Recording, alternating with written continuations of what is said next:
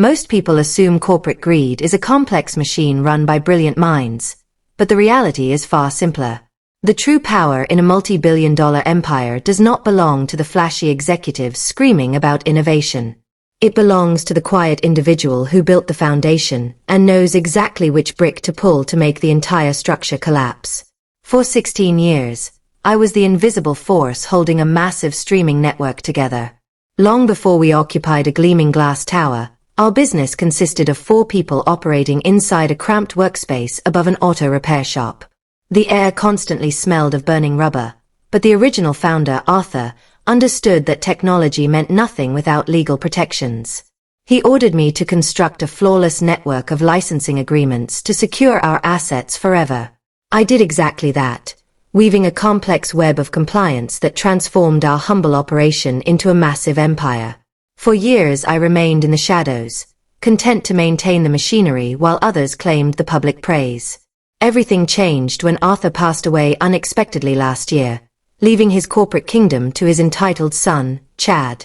Chad arrived on his first day radiating a dense sense of privilege and wearing a wardrobe that cost more than my first automobile. He possessed an advanced degree from an expensive institution, but lacked even a basic understanding of how the company actually generated revenue.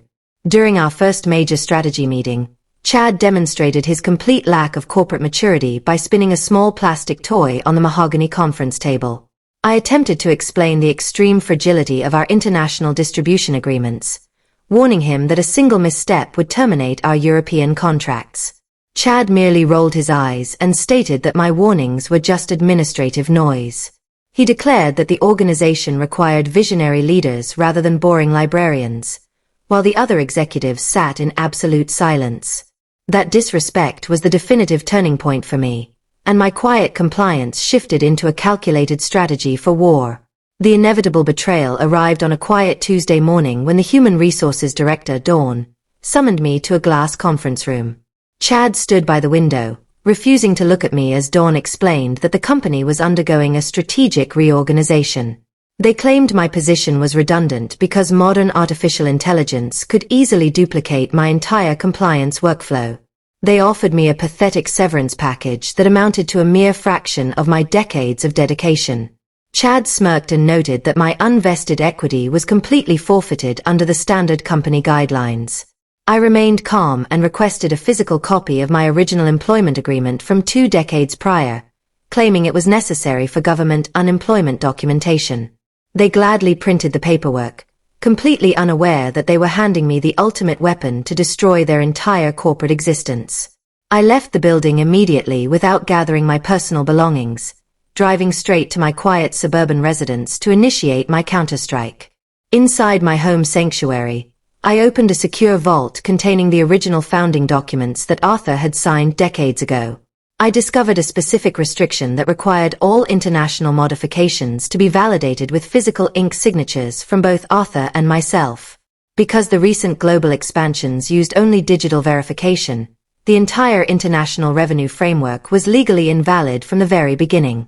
This single oversight meant that our organization had spent the last 6 years collecting hundreds of millions of dollars entirely outside the boundaries of international law.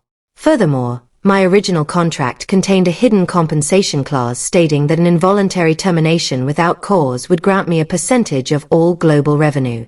Chad had blindly signed my termination letter under the category of role elimination, legally cementing the fact that I was terminated without a valid disciplinary cause. Instead of rushing to file an immediate lawsuit, I decided to allow Chad to celebrate his false victory while he walked into a trap. 2 weeks later, media outlets announced that Chad had finalized a $200 million licensing agreement with a prominent German conglomerate. The press releases featured photographs of Chad smiling broadly alongside European executives, completely confident that his strategy was a triumph. He had no idea that his historic partnership rested on a hollow foundation.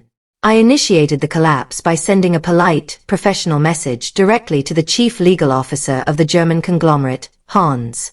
I introduced myself as the original author of the master licensing framework and suggested that his compliance team verify the signature protocols. I noted that without physical ink validation, the global contracts were entirely void, meaning any transfer of data would violate strict international protection laws.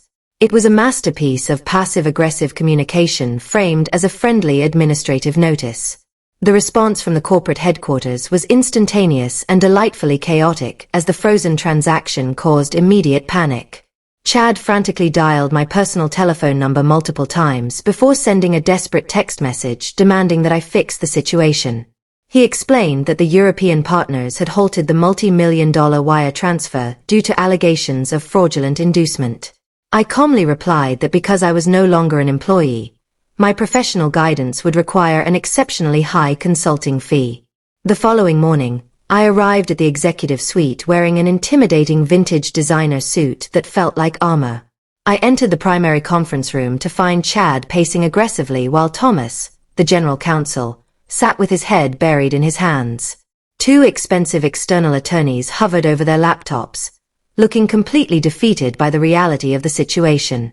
Chad pointed a finger at me and shouted that I had maliciously sabotaged the most significant transaction in company history. I placed my leather briefcase on the table and requested that Thomas read the specific sovereignty clause aloud to the group.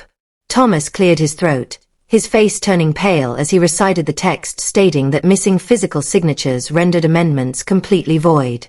I explained to Chad that his international framework was a legal fiction, meaning they had no authority to license technology outside the United States.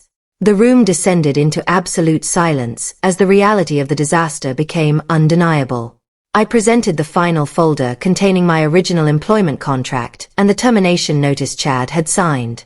Because they eliminated my role without cause, the contract mandated an immediate payment of a substantial royalty on all international revenue retroactive for 6 years.